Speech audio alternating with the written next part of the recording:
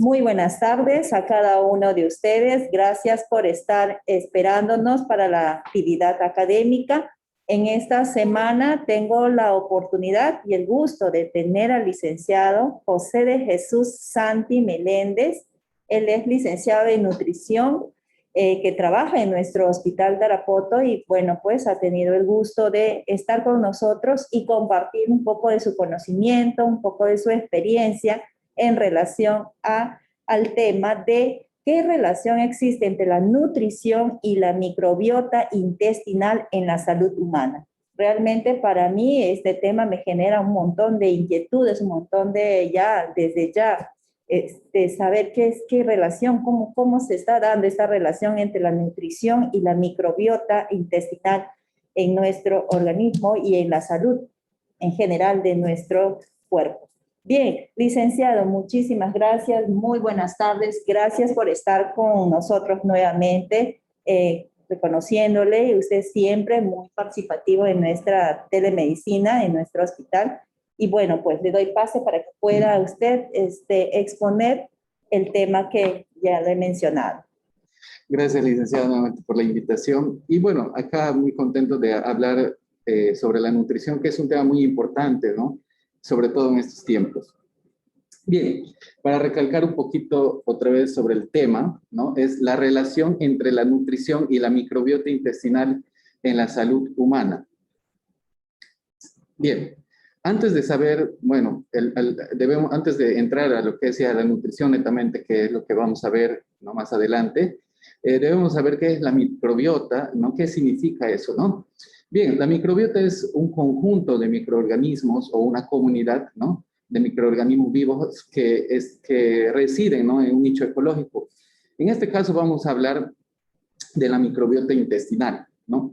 Entonces, la mayor cantidad, ¿no? de bacterias que se encuentran en nuestro cuerpo, en nuestro organismo, están situados en el tracto gastrointestinal, ¿no? Por eso es que vamos a tocar ese tema. Bien, ahora vamos a ver un término muy importante también que debemos saber es qué es la disbiosis. La disbiosis es la alteración de la microbiota. Eso quiere decir cuando nuestra flora intestinal se encuentra alterada, ¿no?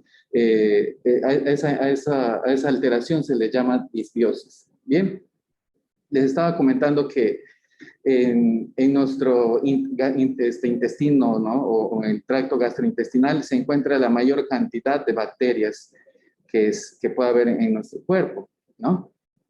Bien, esto tiene que ver mucho con los patrones dietarios de largo plazo que influencian el enterotipo de la microbiota. Más adelante vamos a ver a detalles lo que tiene que ver la microbiota en relación con la nutrición, ¿de acuerdo? Bien, ahora vamos a ver la distribución de la microbiota. Bien, la microbiota se encuentra en varios organismos, ¿no? Pero como vamos a hablar solo de lo que es la microbiota intestinal, nos damos cuenta que siguiente. Nos damos cuenta que la mayor cantidad de bacterias, ¿no? Se va a situar en el colon, ¿de acuerdo? Y también en el intestino delgado, ¿no? Y en su menor cantidad vamos a encontrarlo en la parte estomacal, ¿no? Siguiente. Bien, vamos a ver por qué es importante, ¿no? La microbiota, por qué es importante que nuestra microbiota se encuentre bien o esté saludable, ¿no? Antes de eso tenemos que saber las funciones de la microbiota intestinal, ¿no? Una de las más importantes es que la microbiota actúa como una barrera, ¿no? Eso quiere decir que previene la colonización de microorganismos patógenos o que pueden ser dañinos para nuestro organismo, ¿no? Entonces va a prevenir esto. Otra de las funciones muy importantes que tiene es de regulación del almacenamiento de la grasa, ¿no? Eso quiere decir que modula la lipogénesis y la oxidación de la grasa, de los ácidos grasos, ¿no? Y otra de las funciones también que tiene la microbiota es de que ayuda en la función metabólica, ¿no? En este caso, ayuda a la absorción de la agua y sales, por ejemplo, y la síntesis de vitaminas, entre otros. Bien, bueno, hay algunos factores que van a determinar, ¿no? Que son determinantes de la microbiota intestinal. Por ejemplo, tenemos la dieta, ¿no? De hecho, que si no consumimos fibra, ¿no? O alimentos que tengan probióticos, nuestra microbiota va a estar, no va a estar deficiente, ¿no? Otro de los factores es los antibióticos, ¿no?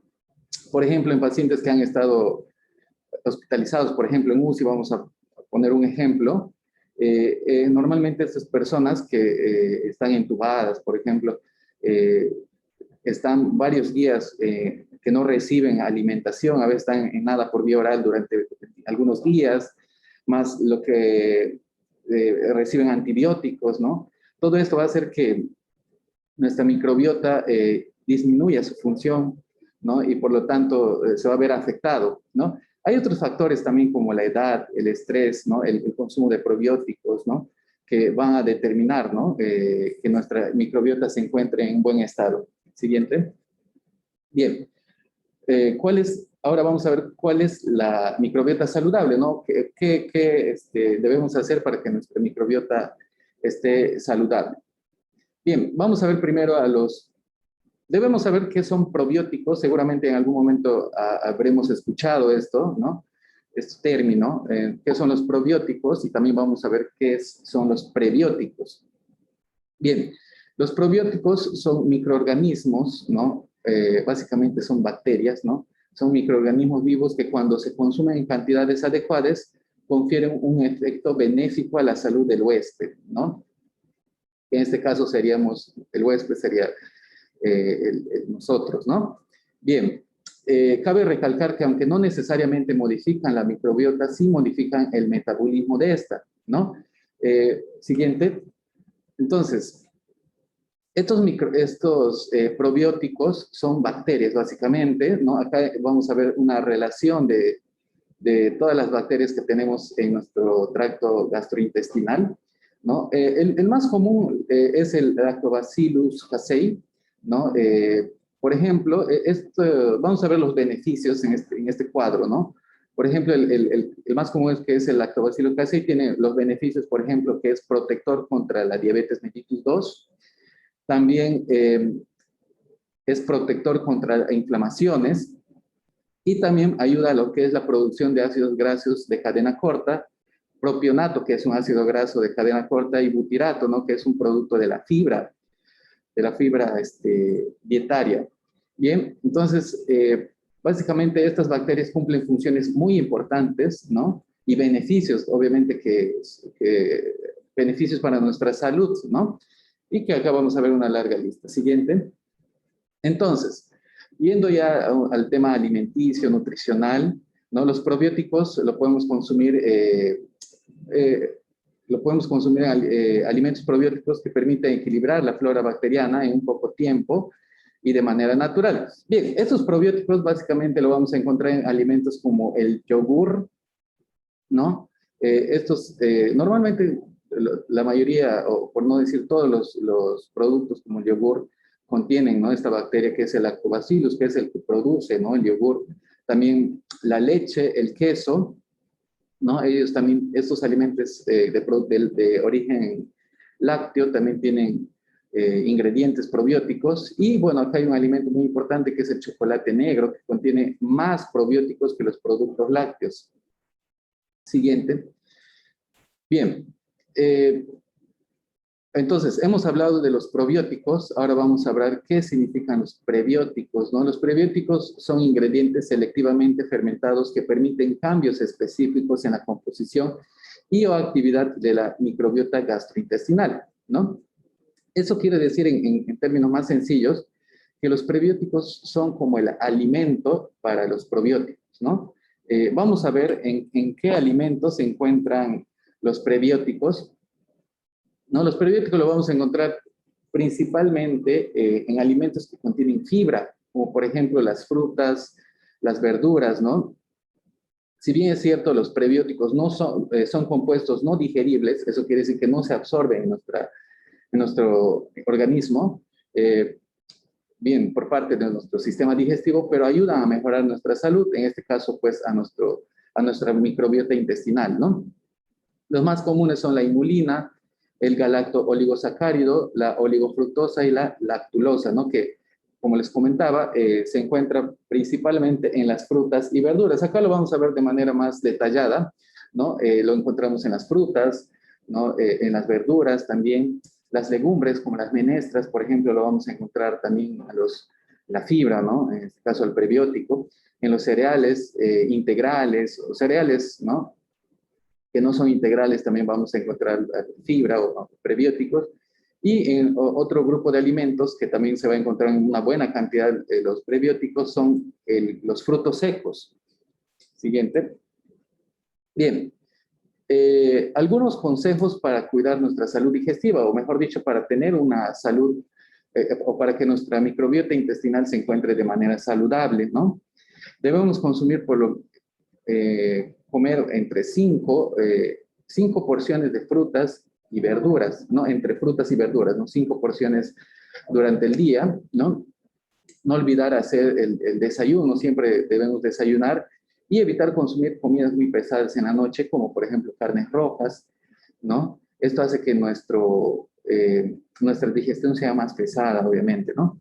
Después también tenemos otro consejo, introducir en nuestra dieta alimentos ricos en fibra, ¿no? Lo que les comentaba, ¿no? 5 raciones entre frutas y verduras, ¿no? Y también, si es posible, consumir productos integrales, que son alimentos que tienen mayor cantidad de fibra.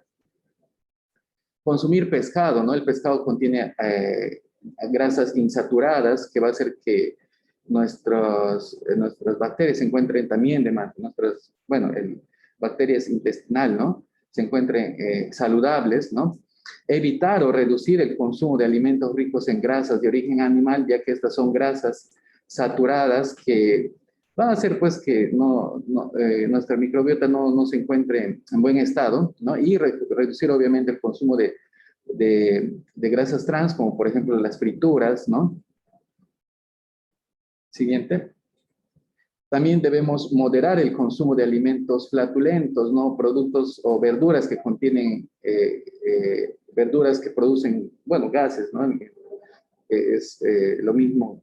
Uh, Entonces, alimentos que contienen que producen, ¿no? Gases o que son flatulentos, por ejemplo, tenemos a la col, el apio, la cebolla, el brócoli, ¿no? Que principalmente no se debe consumir en horas de la noche, ¿no? En el almuerzo, por ejemplo, sí, no hay ningún problema, pero en la noche sí es un poco pesado, se podría decir, ¿no? Al brócoli sí lo podríamos consumir, por ejemplo, en la noche, salvo sea cocido, ¿no? Y también evitar consumir chicles, por ejemplo, que esto contiene sorbitol, ¿no? Y va a hacer que también tengamos flatulencia, ¿no? Consumir nuestros alimentos con tranquilidad y masticar bien también nuestros alimentos, ¿no? Va a hacer que obviamente nuestro estómago, nuestro intestino trabaje en menos cantidad, ¿no? Escoger alimentos, sobre todo de lo que son las carnes, de carnes blancas, ¿no? Evitar las carnes rojas, ¿no? Estos que tienen un tiempo de duración, ¿no? En nuestro intestino, más prolongado, por eso no es recomendable, ¿no? Entonces, entre las carnes blancas que se recomienda básicamente es el pollo, el pavo, el conejo, ¿no? El pescado también. Bien, para facilitar, obviamente, que nuestra digestión, ¿no? Sea mejor, debemos cocinar, pues, evitar las frituras, ¿no? Entonces, quiere decir que debemos escoger otra forma de preparación, como por ejemplo, al vapor, ¿no? Al horno, de pronto a la plancha, ¿no? Evitar las grasas también y las salsas, ¿no? Que son procesadas, que aparte de que contienen mucho sodio, contienen mucha grasa, ¿no? Y en vez de utilizar ese tipo de salsas procesadas, consumir el aceite de oliva o otros aceites como los achaíns que tenemos acá en nuestra ciudad en mayor cantidad, ¿no? Para alinear nuestras ensaladas o nuestras comidas en general. Siguiente. Evitar también el exceso de cafeína, ¿no? Hay productos con... El café es saludable, pero en exceso sí puede alterar nuestra microbiota, ¿no? Evitar también las gaseosas y las bebidas alcohólicas, ¿no? También seguir un estilo de vida saludable, ¿no? Practicar actividad física con regularidad, ¿no? Eso va a hacer que tengamos también un buen tránsito intestinal para aquellas personas, por ejemplo, que sufren de estreñimiento, ¿no? De constipación, ¿no? Todo esto va a ser la actividad física, también consumir por lo menos 2 litros de agua al día también, ¿no? Va a hacer que nuestra microbiota se encuentre saludable, evitar también el consumo de tabaco, ¿no? Y mantener un peso saludable también va a hacer que nuestra microbiota se encuentre en buen estado. Ahí se acabó. Bien, ok, muchas gracias por la exposición. Si tuvieran alguna pregunta, por favor. De repente en el Face también, si hay alguna pregunta.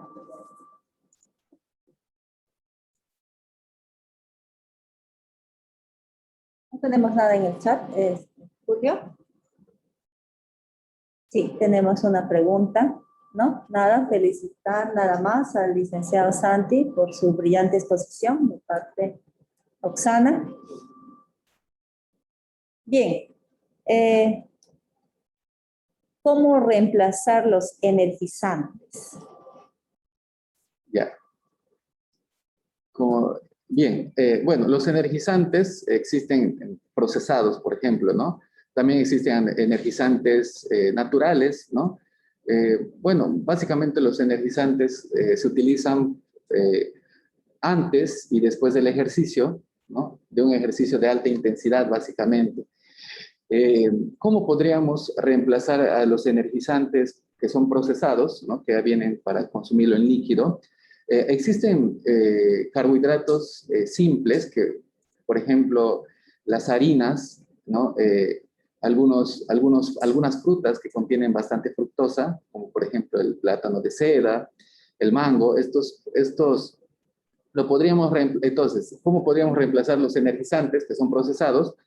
Consumiendo batidos de repente que tengan, de alimentos que tengan bastante fructosa, como por ejemplo el plátano, ¿no? O también harinas, como por ejemplo un batido de harina de maca podría ser, eso nos da bastante energía. Bien. ¿Y eso hay algún horario especial que tendríamos que alimentar? Claro, en nutrición deportiva, definitivamente este consumo tiene que ser antes del ejercicio, por lo menos 15 minutos antes, porque es energía rápida que se va a utilizar para el momento de la actividad física. Dependiendo del deporte o de la actividad física que se realice, también se debe consumir en un descanso de repente a mitad de la actividad física y al final para recuperar energía. Bien, la señorita Gladys desea participar. Le vamos a activar el micrófono, señorita Gladys. Señorita Gladys.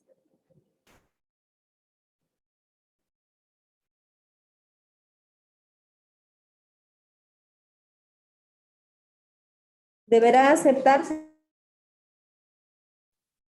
Señorita Gladys, deberá aceptar la, ¿no está? ¿Se fue? Sí, le estás mandando la solicitud. Bien. Se cortó otra vez. Ya, ahí está, señorita Gladys, sí le escuchamos. Ya. Buenos días, ¿cómo está? Mi pregunta, licenciado, ¿a qué se refiere cuando dice chocolate negro? ¿Al que tiene 40, 50, 60 o 70% de cacao? Bien, en realidad cualquier porcentaje tiene una gran cantidad de, ¿no? de chocolate, ¿no? De hecho, que cuanto más porcentaje tenga, va a tener mayor cantidad de prebióticos, ¿no? De probióticos, en este caso, ¿no? El chocolate contiene probióticos. En cualquier porcentaje sería adecuado. Obviamente, cuanto más porcentaje tenga, mayor cantidad de probióticos y más saludable va a ser, ¿no? Le pregunto eso porque nos recomiendan siempre que todo chocolate que se consuma tiene que tener más de 60% de cacao, si no sería puro química nada más. Claro, ajá. Justamente le comentaba que cuanto mayor sea el porcentaje, ¿no? de cacao, es más saludable, ¿no? Y por lo tanto también el costo es un poco más y también, ¿no? Va a tener mayor cantidad de probióticos, ¿no? Que es bueno para nuestra salud intestinal. Obviamente de vez en cuando también porque a veces tienen agregados de azúcar, ¿no? Por ejemplo. Bien, gracias, licenciado. Muchas gracias, licenciado. Ok, señorita Gladys. Bien, un mensaje final, licenciado. Sí, claro. Bien, definitivamente nuestra salud intestinal es importante porque de ello va a depender que todo nuestro organismo, ¿no? Esté también saludable, ¿no? Entonces, debemos realizar, ¿no? Debemos cuidar nuestra microbiota intestinal, ¿no? Consumiendo frutas, verduras, realizando actividad física, consumiendo la cantidad de agua necesario y evitando, obviamente, consumir alimentos procesados, frituras, ¿no? Que de repente para nosotros es más fácil consumir. Sin embargo, sí estamos haciendo daño, ¿no? A nuestra salud intestinal. Entonces, debemos cuidarlo mucho. Bien, ese es el mensaje final. Muchas gracias. Tenemos 2 preguntas, a ver si antes de irnos podemos contestarlas. Dice, ¿es recomendable consumir yogur probióticos en la noche? Bien, en realidad va a depender de mi estado de salud, ¿no? Como yo me encuentre, de repente yo hago ejercicios, ¿no? Sí podría consumirlo, o de repente yo hago actividad. Si soy deportista, por ejemplo, sí puedo consumirlo, ¿no? Ahora, si de repente tengo un sobrepeso, ¿no? Sí sería mejor evitarlo porque también contiene grasas. Y también va a depender qué tipo de yogur, ¿no? Hay yogur natural que no tiene agregado de azúcar ni saborizantes, ¿no? Es un poquito extenso la recomendación, ¿no? Es más que todo, depende de cada persona, de cada paciente, ¿no? Cómo se encuentra su estado de salud, qué tipo de actividad realiza, ¿no? Y su estado nutricional también. Pero es un alimento que sí se podría, en general, sí se podría consumir, ¿no? Entonces, si tengo de repente sobrepeso, evitar el consumo de yogur, pero que tenga azúcar, por ejemplo, ¿no? De repente el yogur natural sí podríamos consumir, ¿no? Y bueno, básicamente eso. Bien, gracias. Tenemos otra pregunta de la señorita Berta. ¿Es recomendable el consumo de leche de soya? Sí es recomendable, de hecho la soya es un cereal, ¿no? Que se utiliza bastante acá en nuestra región, en el Perú en general, ¿no? La soya contiene proteína de origen vegetal, que es bueno también para nuestro organismo, ¿no? Sin embargo, no contiene la cantidad de prebióticos como contiene los lácteos de origen animal, ¿no? Sí. Bien. Ok. Creo que ya hemos complacido todas las preguntas, agradeciéndole nuevamente su exposición, su brillante ponencia y agradeciéndoles también a ustedes la participación activa que están en nuestro medio. Nos despedimos hasta la próxima semana. Que tengan ustedes muy buenas tardes. Gracias, licenciada.